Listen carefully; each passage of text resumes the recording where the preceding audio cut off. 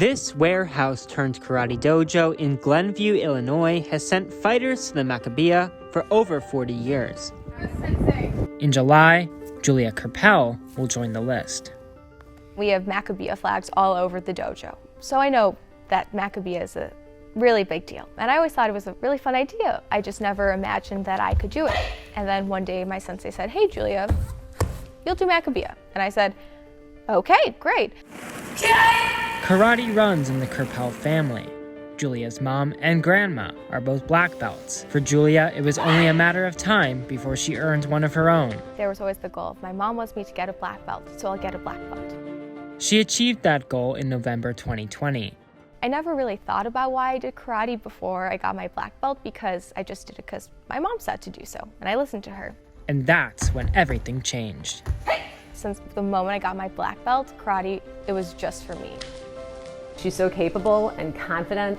If she has a hard time with something, it makes her want it even more. And she inspires me. She is truly an amazing person.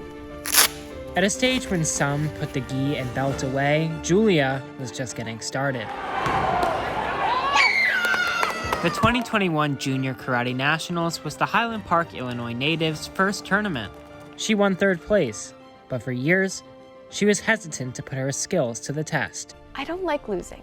And so with my other activities, I've strived away from competing. I would rather ignorance is bliss. If I don't want to know how I compare to others. Since that initial bout, Julia's pushed herself to keep things in perspective.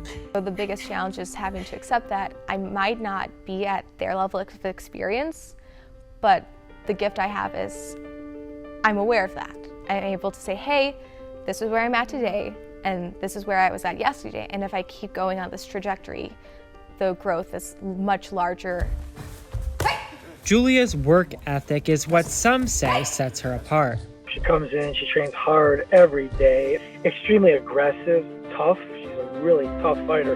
A lot of people don't like to be in the ring with her. But Julia's not just devoting her time to the mat. She's a dancer, a flutist, and is the youngest registered Zumba instructor in the Chicagoland area, thanks again to her mother. My mom and grandma became Zumba instructors, and I was too young for that, but it was always so much fun. I wanted to join in on the party. Now certified, the 17-year-old also teaches classes with her own unique touch. Today our theme is STEM. I'm really passionate about STEM along with keeping kids active, so I would teach these Zumba Kids classes with a STEM craft. Julia wants to be an engineer. She's on her school's math team and is the ambassador coordinator for Green Light for Girls, an NGO based in Belgium that helps young girls around the world pursue STEM-related projects. When you think of a karate person, you don't think of a teenage girl. And so seeing these stereotypes and these image models that I'm trying to break, and that has a connection, because in STEM, it's all about empowering girls to being able to do what they want to do in STEM, to be the scientist, to be the researcher. It's a busy schedule, but Julia has no regrets. I make time for what's important. For the girl who used to be afraid of losing, she's approaching the games with a new mindset. Going to Israel, that's a win. That's an experience that will be once in a lifetime. And if I walk away with medal, that's great. But I'm just excited to see what I'm made of. She's ready to show up for her country, her family, and most importantly, herself. Logan Schijano, Maccabi Media.